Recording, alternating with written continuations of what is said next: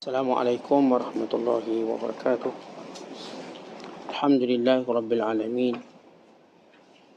Wal aqibatu lil muttaqin wa la udwana illa 'alal zalimin. Asyhadu an la ilaha illallah wahdahu la syarika lah wa asyhadu anna Muhammadan abduhu wa rasuluh. Allahumma salli wa sallim wa barik ala sayyidina Muhammad wa ala alihi wa sahbihi ajma'in wa ba'du.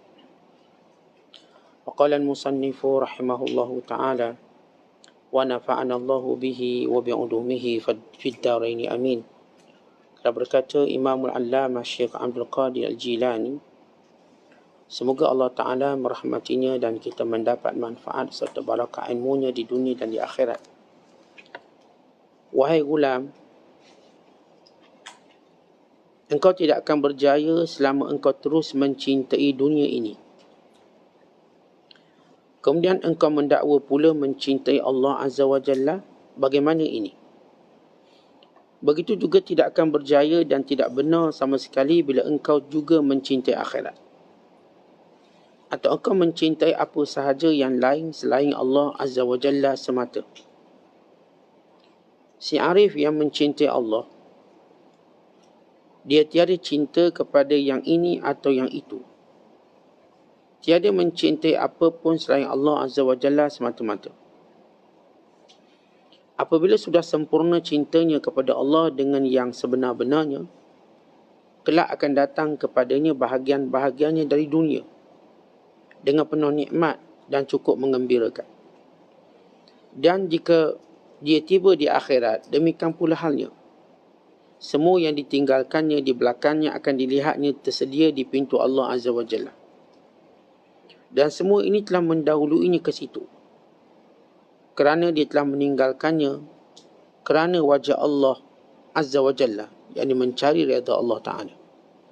Sebab itulah Allah Azza wa Jalla pula tetap akan memberi para walinya bahagian-bahagian mereka dari semua mata benda dunia, sedang mereka tiada mengharapkannya. Muslimin dan muslimat yang dirahmati Allah sekalian, kalau sekiranya sebelum ini Syekh Abdul Qadir menyebut bagaimana dunia boleh membutakan kita, memekakkan kita. Membutakan kita daripada melihat akhirat dan memekakkan kita daripada mendengar ayat-ayat Allah Subhanahu wa Ta'ala. Dan dunia sifatnya menipu, di mana analogi yang disebut oleh Syekh Abdul Qadir, umpama dimabukkan kita, kemudian dipotong tangan dan kaki kita. Dan bila mana kita tersedar, kita dah binasa. Seluruh kaki dan tangan kita tidak ada. Begitu perumpamaan dunia, dia terus menjadi musuh dan persaingan manusia. Kerana itu kita tak akan mencapai kecintaan kepada Allah SWT, sehingga kita melihat dunia ini bukanlah pilihan utama kita. Tetapi pilihan utama kita ialah akhirat. Kita tidak mungkin sampai dapat mencintai Allah Ta'ala sehinggalah kita melebihkan akhirat daripada dunia kita. Dan menjadikan akhirat keutamaan dan kesibukan kita. Serta menjadikan dunia itu diambil dengan tapisan akhirat. Bukannya akhirat diambil dengan tapisan dunia. Kebanyakan manusia mengambil akhirat dengan tapisan dunia. Bila menguntungkan dunianya, tidak merugikan dunia, maka dia ambil akhirat ini. Tetapi kalau boleh merugikan dunianya, dia akan gantungkan seketika akhirat ini atau terus membuangnya. Sedangkan orang-orang beriman yang sebenar, mereka menapis dunia dengan ilmu akhirat mereka. Kalau ia menguntungkan akhirat, mereka mengambil dunia. Lalu mereka mengambil jawatan untuk akhirat. Mereka mengambil harta untuk akhirat. Mereka berkahwin untuk akhirat. Sebab mereka mengambil semua dunia ini dengan tapisan akhirat. Kalau ia boleh menambahkan pahala dan dekat mereka dengan Allah, mereka akan ambil. Maka ini beza orang yang mencintai dunia dengan orang yang mencintai Allah SWT. Yang cinta dunia, dia tak akan ambil akhirat melainkan dengan tapisan dunia. Yang cinta Allah Ta'ala, dia tak akan ambil dunia melainkan dengan tapisan akhirat. Lalu kita tanya diri kita, dengan tapisan mana yang kita gunakan? Semua dunia yang ada di sekeliling kita, kita ambil dengan tapisan mana? Kalau kita ambil dengan tapisan akhirat, kita ada perkiraan dosa pahala, kita ada perkiraan syurga neraka, kita ada perkiraan redha dan murka Allah Subhanahu Wa Taala, maka kita selamat. Tetapi kalau sekiranya kita mengambil akhirat dengan perkiraan dunia, apakah untung, apakah rugi, apakah kita dipuji atau dikeji, apakah kita diangkat atau dijatuhkan, maka kita pasti akan hina. Oleh sebab itulah, bagi menanam kecintaan kepada Allah, mesti meletakkan dunia itu di tepi. Jauh sekali menyayanginya. Bila Allah menyebut watak-watak dan sifat orang kafir, watak yang sinonim dengan mereka ialah cinta dunia. Itu sinonim dengan orang kafir. Bila Allah Ta'ala menyebut dalam Al-Quran, ذَلِكَ بِأَنَّهُمْ إِسْتَحَبُّوا الْحَيَاةَ الدُّنْيَا عَلَى الْآخِرَةِ وَأَنَّ اللَّهَ لَا يَهْدِي الْقَوْمَ الْكَافِرِينَ. Allah Ta'ala sebut dalam surah An-Nahl ayat 107. Demikian itu kerana mereka terlalu mencintai dunia berbanding akhirat. Dan sesungguhnya Allah tidak akan memberi petunjuk kepada orang kafir. Allah menamakan golongan yang disebut istahabbul hayat ad-dunya al-akhirah sebagai golongan kafir. Bila kita sebut golongan kafir, ada dua makna. Yang pertama ialah golongan kafir nikmat, atau disebut kufur nikmat. Mereka ini yang beri nikmat Allah, tetapi mereka memilih mencintai nikmat daripada yang memberi nikmat, maka mereka kufur kepada Allah. Atau makna kafir juga artinya orang yang membelakangi perintah, suruhan dan larangan Allah, keluar dari Islam. Maka bermula kekufuran itu kerana cintakan dunia. Allah menggunakan perkataan istahabbu. Kalau kita belajar wazan, saraf dalam bahasa Arab, dia ada perkataan ahabba, dia ada perkataan istahabba. Ahabba ni suka. Istahabba meminta suka. Iaitu amat-amat suka. Dengan makna mubalaghah, dengan makna berlebihan, syadid, al-hub. Kalau kita cinta dunia dengan maksud fitrah. Fitrah bagaimana? Ialah, memang kalau kita dapat rumah baru, kereta baru, kita suka. Itu fitrah. Kita dapat slipper baru, baju baru. Dan bila Islam menganjurkan kita bergembira pada hari raya, disunatkan kita pakai baju baru untuk tambahkan kegembiraan akhirat dengan kegembiraan dunia. Sunat pakai baju baru. Sunat pakai kasut baru. Biar semua baru hari itu. Kita gembira dengan hal akhirat kita hari raya. Kita tambah lagi dengan kegembiraan dunia dengan segala benda baru. Maka gembira kita itu gembira fitrah. Saya naik pangkat, saya gembira. Itu fitrah. Saya dapat anak, saya gembira. Itu fitrah. Saya menang game, menang peraduan, saya gembira. Itu fitrah. Maka itu tidak salah. Tetapi yang kita sebut perkataan istahabah, mereka meminta cinta dunia. Maksudnya, mereka cuba menjadikan dunia itu keutamaan. Membelakangi akhirat. Meletakkan akhirat di pinggir, di tepi.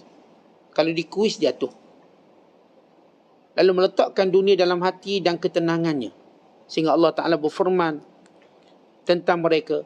Innal ladhina la yarjuna liqa'ana waradu bil hayati dunya watma'annu biha walladhina hum an ayatina ghafilun. Allah sebut dalam surah Yunus ayat yang ke-7. Dan orang-orang yang tidak pernah berkeinginan untuk bertemu dengan aku, bertemu dengan Allah. Dan mereka ini redha dengan hidup dunia. Saya suka dunia. Watma'annu biha, dan tenang mereka dengan dunia. Wahum an ayatina ghafilun, dan mereka tidak pernah mempedulikan perintah kami.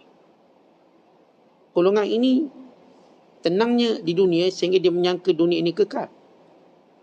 Allah Ta'ala menyebut tentang perasaan mereka ini dengan firman-Nya, وَقَالُوا إِنْ هِيَ إِلَّا حَيَاتُنَا الدُّنْيَا وَمَا نَحْنُ بِمَبْعُوثِينَ. Dan mereka berkata, hidup ini cuma kat dunia. Sejak bila pula kita dibangkitkan? Sejak bila pula ada akhirat? Ini Allah bongkarkan dalam suratul An'am ayat 29. Dia sampai peringkat orang ni pertama letak kecintaan dunia mengatasi akhirat.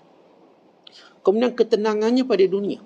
Sebab tu orang ni, musibahnya ialah bila dunianya disakiti, bukan akhiratnya disakiti.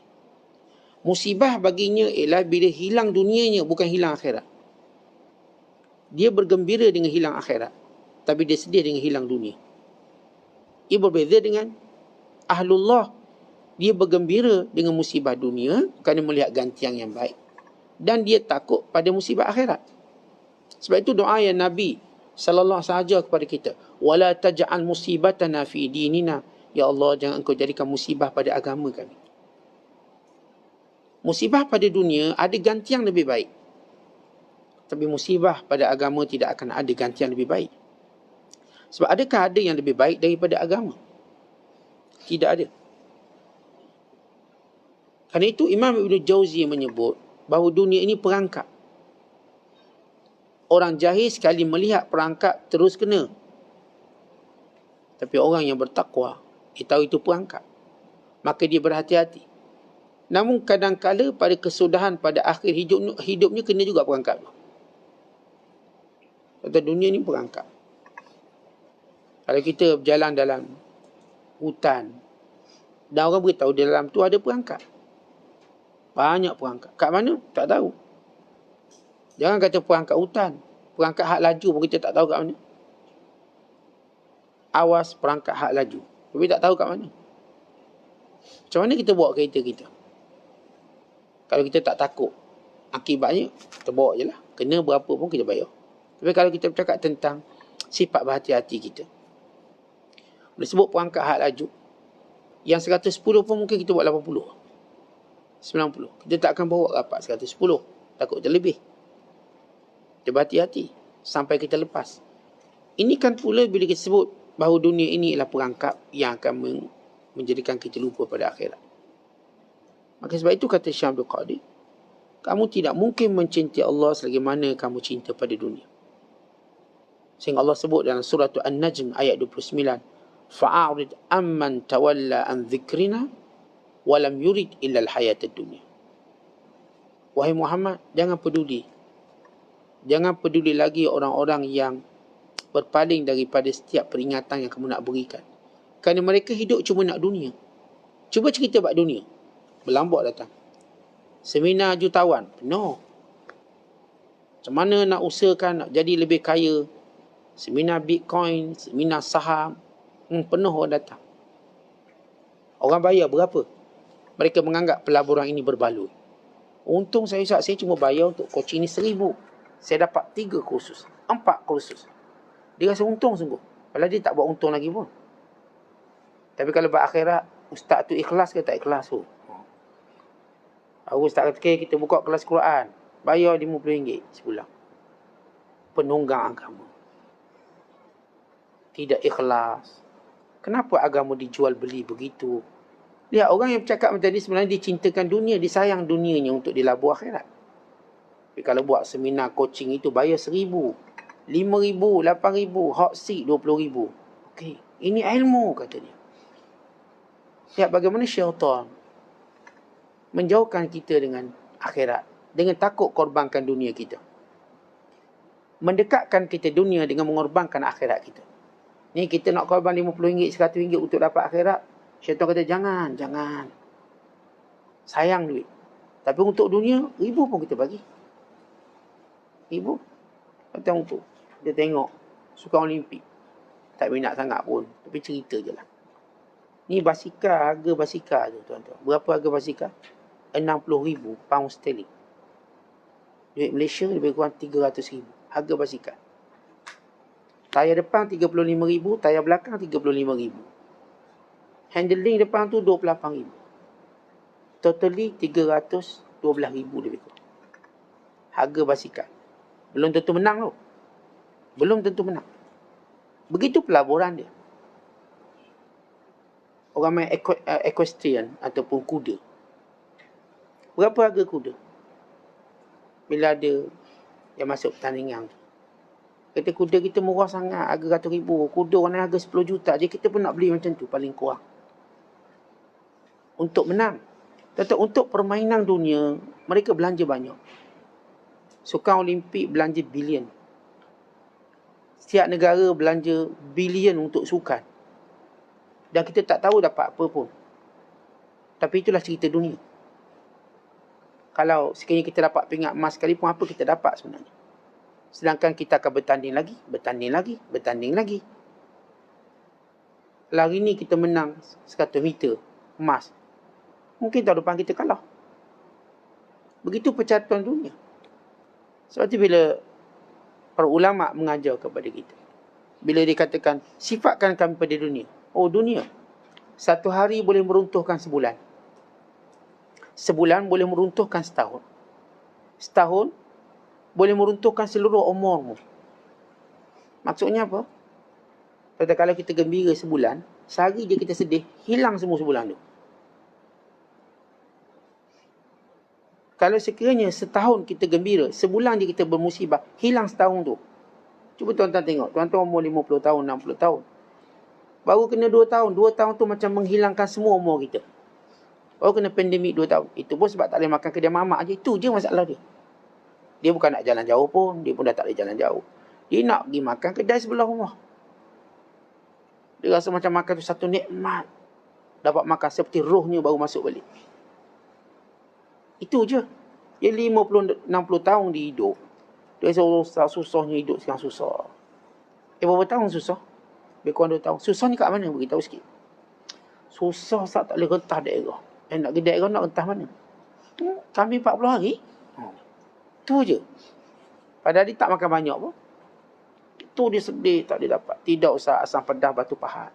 Lagi apa lagi? Kambing 40 hari. Kat Yomping. Lagi apa lagi nak ni? Oh ni mi kari, mi Jawa, mi Bandung. Dia cerita hal makanan. Tu sedih tak boleh rentas negeri. Tapi bila kita lihat, kita bercakap tentang muhasabah. Apa yang menyedihkan dunia kita tu? Cuma benda yang simple je. Tapi apa yang menyedihkan akhirat kita, benda itu dahsyat. Kan itu kalau selagi mana ada kecintaan pada dunia, maka selagi itu kita tidak mampu dapat mencintai Allah walau sedikit. Sikit pun tak boleh. Ya tak boleh. Kerana mencintai Allah perlu datang. Selepas itu dunia akan datang. Bila Syekh turut menyebut tentang mencintai akhirat pun bahaya. Oh, cinta akhirat. Bukankah kita diajar cinta akhirat? Baik. Kita bercakap daripada orang awam pada orang khusus kepada orang yang lebih khusus. Begitu setiap percakapan dalam ilmu tasawuf.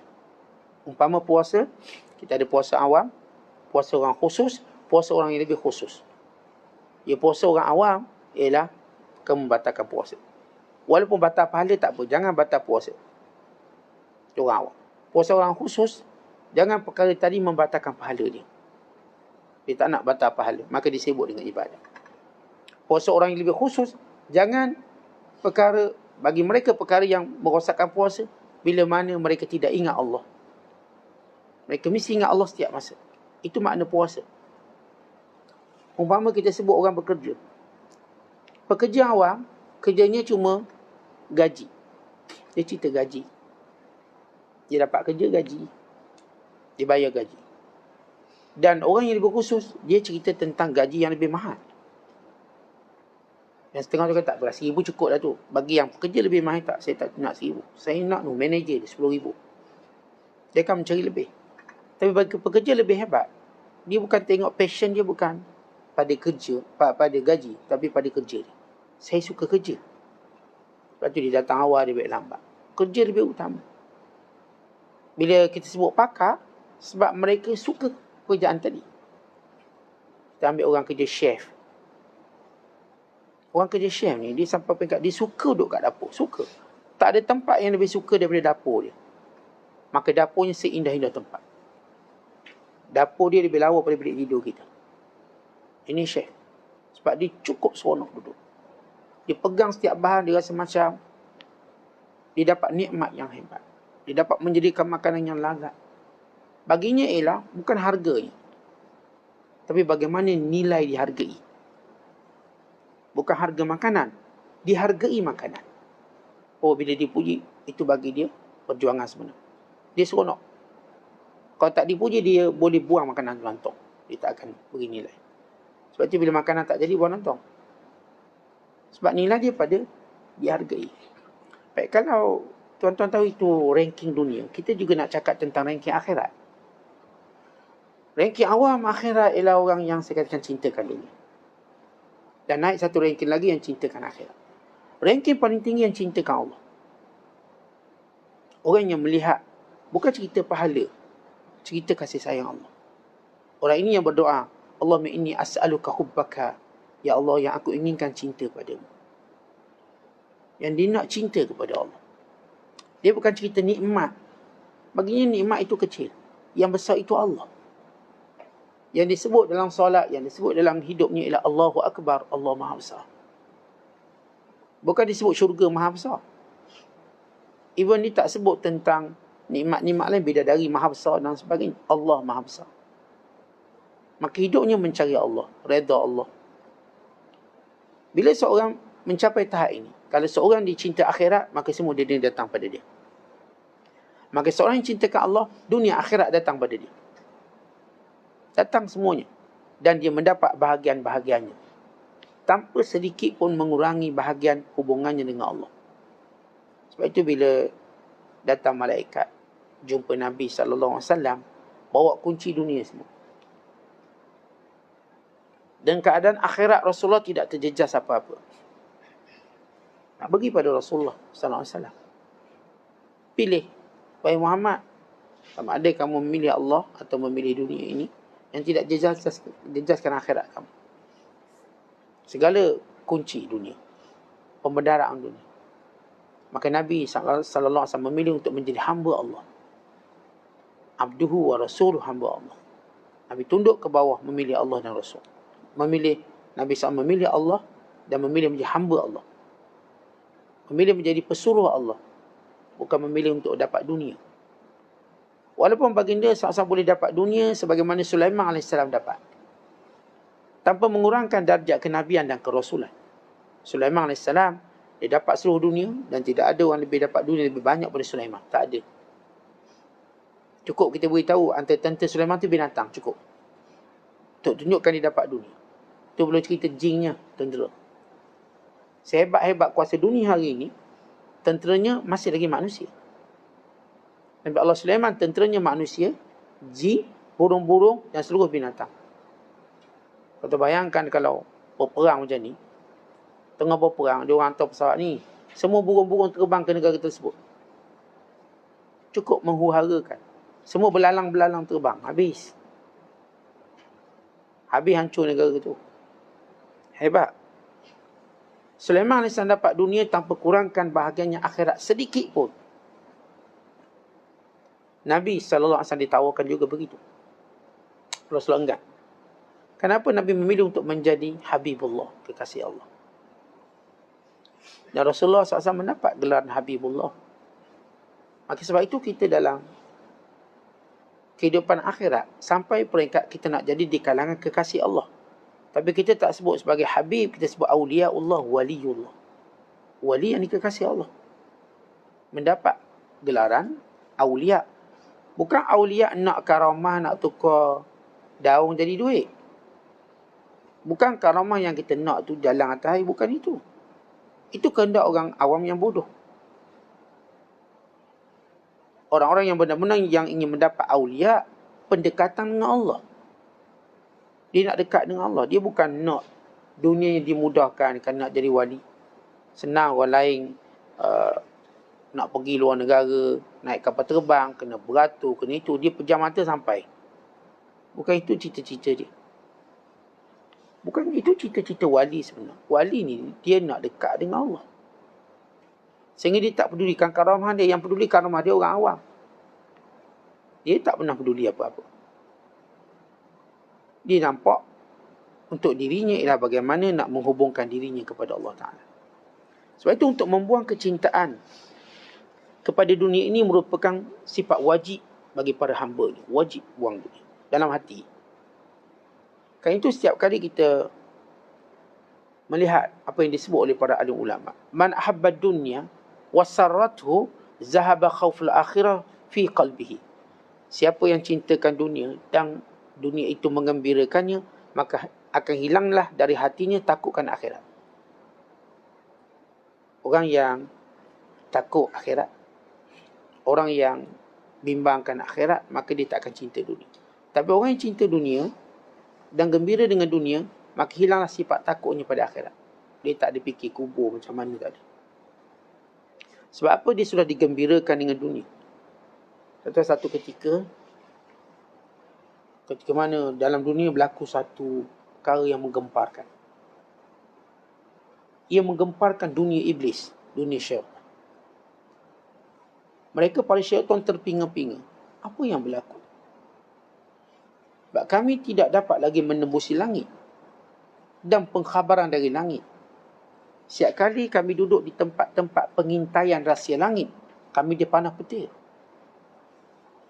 Gempak dunia iblis. Contoh kalau dunia kita gempak, tak gempak lagi. Ni dunia syaitan-syaitan gempak. Apa jadi ni, kata syaitan-syaitan? Akhirnya mereka, iblis menghantar bala tenteranya untuk cek apa telah jadi kat dunia sehingga kita dihalang untuk mendapat perkara yang boleh menghubungkan kita dengan manusia, mempermainkan manusia dan sebagainya. Lalu dikatakan telah lahir seorang Nabi Muhammad sallallahu alaihi wasallam. Bila Rasulullah lahir, apa jadi? Maka ditutup segala pintu langit untuk dicerobohi oleh mana-mana jin, syaitan, ifrit. Tak boleh. Habis. Nabi SAW menyebut bahawa jin ni ada 3 jenis. Satu jenis yang terbang. Yang terbang yang akan naik ke atas. Satu jenis yang melata. Seperti binatang. Satu lagi seperti kamu, berpindah ganda. Seperti kamu. Pindah sini, pindah. Yang satu tu binatang melata. Ular. Binatang yang dijelmakan. Yang satu lagi yang boleh terbang. Ini terbang ni mencerasi langit. Hidup di udara. Lebih hebat daripada jet pejuang. Lebih hebat daripada mana-mana kita katakan pesawat-pesawat. Kerana sifat terbangnya lebih tinggi. Dan dia tak perlu pakai oksigen pun. Makhluk yang boleh hidup di mana tempat. Akhirnya mereka kata telah datang kegemparan kelahiran Nabi Muhammad SAW. Lalu kata iblis, kita goda para sahabat. Maka syaitan-syaitan buat balik report. Dia kata, bos, kita tidak mampu menggoda. Setiap kali kita telah merosakkannya, mereka bangkit solat meminta ampun. Kalau macam tu, kita tak dapat bahagian sikit pun untuk menggoda mereka. Kita lalaikan mereka sekejap, mereka pun solat. Mereka solat, mereka mohon ampun. Lalu kata iblis kepada bala tenteranya, Ruwaida lahum asa an tuftah lahumud dunya hunalika tusibuhum hajatukum minhum. Kata iblis, Ruwaida, tak apa. Bertenang, kata iblis. Kata iblis, bertenang. Nanti akan dibukakan kemewahan dunia kepada mereka. Waktu itu kamu akan dapat bahagian kamu daripada mereka. Dan iblis bila dia tengok orang dekat dengan Allah, dia cuma menunggu satu hari di mana orang ni cinta dunia. Once orang ni cinta dunia, dia pun ada bahagian ni. Bagaimana orang ni tak cinta dunia, dia tak ada bahagian. Apa maksud bahagian? Dia tak ada laluan. Bila seorang cinta dunia, maka syaitan ada laluan. Sebab itu kita pun lewatkan solat berjemaah kita, lewatkan solat kita. Pada itu kita pun tinggalkan sebahagian akhirat. Mula-mula kita kata tak apalah, kita gile-gile. Lama-lama memang tak ada. Apalah malam ni tahajud, malam esok tak tahajud. Gile-gile kan, kita kan buat hati-hati sikit-sikit. Sikit-sikit lama-lama jadi bukit. Teori tu tak jadi pada akhirat. Teori pada dunia mungkin. Sikit-sikit, kita buat sikit-sikit Ustaz. Malam ni kita buat kejap je 2 rakaat. Akan datang banyak lagi. Tak jadi. Dia makin lama makin malas. Sebab akhirat ni tuan-tuan, bila kita sebut berlomba buat akhirat. Kenapa? Sebab kita ada waktu kita tak mampu buat. Dengan sebab tua, dengan sebab itu dan ini. Kita kena buat sekarang. Bukan kita beramal hari ini untuk esok sekali. Sebab apa? Sebab kita takut esok kita tak sempat. Tak ada. Kalau orang boleh cari dunia untuk esok sekali, saat ni saya cari duit ni untuk cucu cicit sekali, kita pun kena beramal seperti itu, pun akan lebih pada tu. Jangan beramal hari ni sikit, tak apa, esok kita beramal lagi. Bukan begitu cara kita nak jadi orang dekat dengan Allah. Kalau tuan-tuan tengok ahli berjaya dunia, bila cari rezeki hari ni, orang kita sebut ahli dunia ni, bila cari rezeki hari ni, tanya dia, ni untuk hari ni ke untuk bila? Ni untuk 7 keturunan. Hari ni dia nak bolok semua dah. Dia takkan tunggu esok. Sebab tu ahli dunia tak tidur. Sebab apa? Dia nak cari ni bisnes ni. Malam mungkin ada bisnes. Tapi kalau kita ahli akhirat, dia beramal hari ni juga untuk esoknya. Dan juga untuk esok-esoknya. Sebab tu amal dia banyak. Sebab dia bukan, tak apalah, esok pun kita buat banyak. Sehari ni saya dengar kuliah Ustaz 10 minit. Esok saya dengar setengah jam. Lusa 1 jam. Jangan harap. Hari ni 10 minit, esok 1 minit. Lusa memang tak ada. Begitu akhirat. Kalau kita melihat nilai akhirat itu bertangguh, maka kita tak akan dapat. Kita tuan-tuan kalau nilai dunia takut bertangguh. Jangan tangguh nanti. Cepat-cepat pergi. Hantar orang cepat-cepat. Sebab memang terlepas. Tapi akhirat kita bertangguh, tak apa Ustaz. Hari ni saya memang tak sempat nak ikut kuliah Ustaz. Saya pencing saya ikut. Sebab saya pencing pun tak ada kerja Ustaz. Jadi ngadap telefon. Dia ngadap benda lain pula. Memang betul dia ngadap telefon, tapi dia ngadap benda lain. Jadi mana janji dia pencing? Betul, pengalaman kita, orang berjanji pencing pun nak dekat dengan Allah, jangan percaya. Orang bila kata, saya pencing, saya akan begini. Jangan percaya. Letak 100 orang tu, percaya tu pun rebah juga akhirnya. Sebab akhirat ni kita tak boleh bagi dia separuh masa. Dia tak ada istilah part time untuk akhirat. Memang hidup kita untuk akhirat semuanya. Untuk Allah semua. Dunia ni yang kita boleh bagi part time. Memang dunia ini ialah part time. Sejak bila pula dunia ni, kata ulama, ad-dunya amad, wal akhiratu abad. Dunia itu amat. Apa itu amat? Amadun, tempoh sekejap. Wal akhiratu abad. Akhirat tu yang selamanya. Abadan, abad. Ad-dunya amad, wal akhiratu abad. Dunia ni yang part time-nya. Sebab tu ada mati. Sebab dia part time. Akhirat tak ada part time. Akhirat tu sepenuh masa. Tapi aneh orang yang jadikan dunia tu sebagai full time. Akhirat part time. Ini kalau mati macam mana ni? Dia jadikan benda kekal sebagai part time dia. Ada masa saya solat lah Ustaz. Ada masa saya ngaji Quran lah. Ada masa saya zikir lah. Bukan ada masa kamu wajib adakan masa. Sebab akhirat tu kerja kita. Dunia ni bukan kerja kita. Ia sementara. Sementara untuk kita, bukan kita jadikan dunia untuk motivasi akhirat kita. Maksudnya tengah kita buat akhirat, tiba rasa bosan sekejap. Okey, pergi kat dunia kejap. Lepas tu kembali semula. Dia macam orang berlatih. Orang berlatih yang berlatih. Dia berlatih berapa jam sehari? 10 jam, 15 jam. Dia rehat sekejap. Rehat tu lah umpama dunia. Sekejap rehat. 5 minit, 10 minit. Okey, masuk balik. Masuk balik. Begitu kita dalam galangan akhirat, kita bekerja keras untuk akhirat, kita rehat sekejap, ambil dunia, makan, minum, bersantai dengan anak, isteri, berjalan-jalan sekejap, start kereta lebih kurang, kembali pada perjuangan akhirat. Kita seumpama begitu dalam training. Buat sebelum kita dihisap.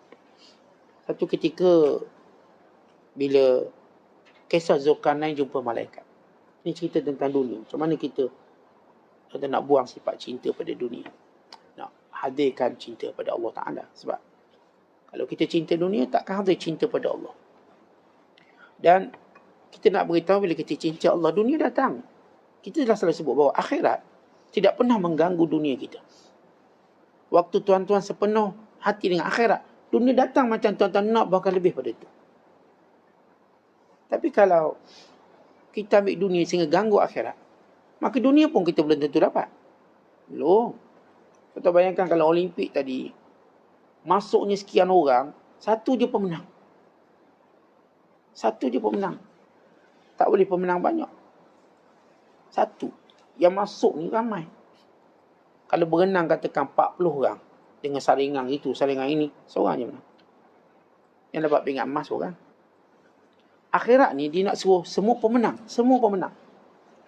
Yang tak menang siapa? Yang tak nak menang. Pelik. Yang masuk sukan Olimpik semua nak menang tapi tak menang. Seorang je pemenang. Akhirat ni, tuan-tuan, semua boleh menang. Melainkan yang tak nak menang. Itu akhirat. Kata Nabi SAW, kullu ummati yadkhulunal jannata illa man aba. Semua umat aku masuk syurga. Semua. Illa man aba. Mereka yang tak nak. Tuan-tuan lihat. Ajaib akhirat. Akhirat, semua pemenang. Melainkan yang tak nak menang. Dunia semua nak menang, tapi yang cuma menang seorang. Yang lain balik tanam kacang. Tanam jagung. Usaha lagi 4 tahun. Lagi 2 tahun. Habis macam tu je duit kita. Bilion habis duit untuk itu. Tapi orang kata, bagus. Mereka menjustifikasikan apa? Ini pelaburan yang menguntungkan. Ini nak nama, naik nama negara. Ini bla bla bla bla. Padahal tak ada apa pun. Tak ada. Yang menang tu pun jual pingat last sekali. Jual pingat. Tak ada duit. Maka bila saya nak kisahkan bagaimana Zulkarnain bertemu dengan malaikat. Ya, Zulkarnain sepakat ulama' dia bukan Nabi tapi dia orang soleh. Dia orang soleh yang Allah Ta'ala jadikan dia dapat menakluki dunia. Ada 2 orang beriman yang menakluki dunia. Pertama Sulaiman AS, yang kedua Zulkarnain. Manakala yang 2 kafir juga menakluk dunia. Nama Bukhtanasar dan juga Namrus. Ini 2 yang kuasai dunia kalangan kafir. Ada 2 yang menguasai dunia kalangan Islam. Baik, kisah Zulkarnain. Bila mana dia bertemu dengan malaikat, dia kata, alimni ilman azdadu bihi imanan wa yaqina. Wahai malaikat, ajar aku satu ilmu supaya imanku bertambah, yakinku bertambah. Lalu kata malaikat ini, innaka la tutiq. Kamu tak mampu. Ilmu akan ajar ni beban. Lalu kata Zulkarnain, Allah akan memampukan aku. Ya betul, aku tak mampu. Tapi aku akan doa, Allah mampukan aku. Kita lihat bagaimana hakikat keilmuan Zulkarnain. Semua benda kita tak mampu pun. Semua benda. La hawla wa la quwata illa billah. Tapi Allah yang memampukan kita. Lalu kata malaikat kepada Zulkarnain, antara nasihat dia, jangan kamu bersedih untuk perkara yang akan berlaku esok hari. Jangan bersedih. Jangan duk pening dengan benda yang berlaku esok sebab kamu tak tahu pun. Jangan kita bersedih dengan perkara yang esok hari. Sebab kita belum tahu. Esok ini belum tahu. Esok orang tu nak pukul aku lah. Belum tahu. Takut orang pukul tu masuk ICU. Yang nak pukul kita masuk ICU. Jangan bersedih dengan benda esok yang kita belum tahu. Wa'amal fil yawmi lighadin. Dan beramallah hari ini untuk esok. Jadi kalau kamu beramal untuk hari ini, ya amalan akhirat. Amal dengan maksud untuk esok sekali. Bukan ia dengan maksud untuk akhirat. Dengan maksud untuk pertemuan kamu dengan Allah. Maka bersiap sedia. Dan saya sebut tadi, kalau ahli dunia, kalau dia meniaga hari ini, untung dia bukan cerita hari ini. Dia kalau boleh untung untuk sebulan boleh untung. Sebab tu dia kerja sungguh-sungguh hari ini. Yang mencari akhirat, dia beramal hari ini, seolah-olah dia tidak punya esok. Dan seolah-olah amalan ini untuk esok. Dan seolah-olah amalan ini untuk persiapan esok hari. Wa in ataka Allahu minad dunya sultanan aw malan fala tafrah bi. Kalau Allah berikan kepada kamu dunia, sama ada melalui kekuasaan atau harta. Dunia ni 2 je. Kuasa atau harta. Yang ada kuasa nak harta, yang ada harta beli kuasa. Itu je, dia tak berkisar jauh. Harta, kuasa. Kuasa tu maksudlah takhta dan sebagainya. Itu makna kuasa. Jangan bila Allah Ta'ala memberikan kepada kamu dunia, sama ada kuasa atau harta, jangan gembira. Kalau Allah menghilangkannya daripada kamu, maka jangan kamu berduka cita. Kalau dapat, jangan gembira. Kalau hilang, jangan berduka cita. Dan sentiasalah kamu berwasangka baik kepada Allah. Dan letakkan tanganmu di hatimu. Letak tangan ke hati. Ini kita panggil tepuk dada ni, tanya iman. Tak. Tapi malaikat kata letak kat dada. Kemudian bayangkan. Apa kebaikan yang kamu nak buat pada diri kamu, kamu mesti bersedia untuk buat pada orang lain. Dia nak jaga muamalah dengan orang, kata malaikat ini, dha' yadaka ala qalbika fama ahbabta an tasna'a bi nafsika fasna'hu bi akhika. Letak tangan kamu di dada. Apa yang kamu suka untuk lakukan pada dirimu, lakukan untuk saudaramu. Ni kita tepuk dada, tanya iman. Kata malaikat, letak tangan kat dada. Kalau letak kat kepala tu, apa? Tengah sedih. Mana ni tengah fikir bukan? Kalau letak sini, orang letak sini nampak power. Sebab tu kalau kita doa, kita letak kat dada. Doa. Kita tak letak atas kepala, kita doa. Orang letak kat dada, dia sedang mencari inspirasi iman. Orang letak atas kepala, fikir nak bayar hutang macam mana. Letak atas kepala, pening. Letak kat dada. Inspirasi iman. Letak tanganmu di dada, apa yang kamu inginkan, lakukan kebaikan untuk dirimu, lakukan untuk saudaramu. Lakukan untuk saudaramu. Wala taghdab, jangan sesekali kamu marah. Buang sifat marah. Kenapa? Bila mana kamu marah, waktu itulah syaitan ada peluang yang luas untuk masuk dalam diri kamu. Maka tolak kemarahan dengan menahannya. Tolak kemarahan dengan menahannya. Dan tenangkannya dengan kasih sayang. Ingat balik, orang ni kita sayang. Orang ni orang baik. Orang ni pernah berjasa dengan kita. Orang ni. Kita ingat balik benda-benda yang mencetuskan kasih sayang. Yang kita nak marah ke suami kita tu kenapa? Yang kita nak marah ke bini kita tu kenapa? Yang kita nak marah ke anak-anak itu kenapa? Jangan marah tadi boleh menjadi ruang kemasukan syaitan dalam diri kita. Jangan kamu tergesa-gesa iyyaka wal ajalah. Jangan kamu tergesa-gesa dalam tindakan kamu. Kerana kalau kamu tergesa-gesa, kamu akan buat silap. Kamu pasti buat silap. Apa pun kita buat, kalau tergesa-gesa, silap. Kesilapan akan berlaku. Fikir dulu. Kemudian kata malaikat ini pada Zulkarnain lagi. Wa kun sahlan layyinan lil qaribi wal ba'id wa la takun jabbaran anida. Jadilah kamu orang yang mudah digauli oleh orang dekat dan orang jauh. Jangan kamu jadi orang yang sombong, lagi orang yang garang, yang payah nak didekati. Wa kun layyinan sahla. Jadikan orang yang mudah berkira, mudah berunding, mudah berbicara, mudah untuk kita berinteraksi. Jadi orang dekat pun rasa mudah. Dia tu mudah, kita cakap apa-apa senang je dia. Boleh je. Kalau kita berunding pun boleh. Jadi orang macam tu. Wala takun jabbaran anida. Jangan jadi orang yang sombong dan orang yang anid. Anid ni mutanid, menyusah tu. Payah kita nak deal ni. Sebab dia menang dia je. Ini jenis kiasu tu. Dia menang dia. Dia tak akan mengalah. Tetapi kita tak fikir macam orang kafir fikir. Orang yang tak nak mengalah ni sebab dia fikir dia cuma ada dunia. Sebab tu dia jangan ngalah. Kita ada akhirat. Ketika mana kita ngalah dunia kita, akhirat tu lebih besar datang pada kita. Ya, kadang-kadang kita terpaksa mengalah lah. Dan kadang-kadang kita memilih mengalah supaya tak jadi musibah lebih besar. Kita bergaduh dengan orang, dia salah. Dia yang tak beradab dengan kita, dia yang tak jaga kita. Tapi dia salah kita pula.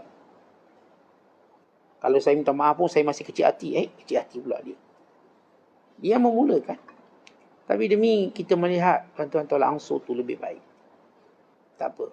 Kita, dengan kata lain, kita terima benda tu. Sebab kita tuan-tuan bila kita mengalah dunia, kerana kita yakin ada akhirat lebih besar. Sebab tu orang yang sebenarnya mengalah dunia ini, mengalah dengan dunia, dia berjiwa besar. Untuk masuk padanya akhirat.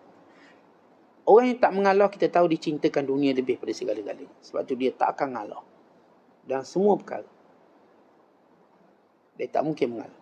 Jadi begitu.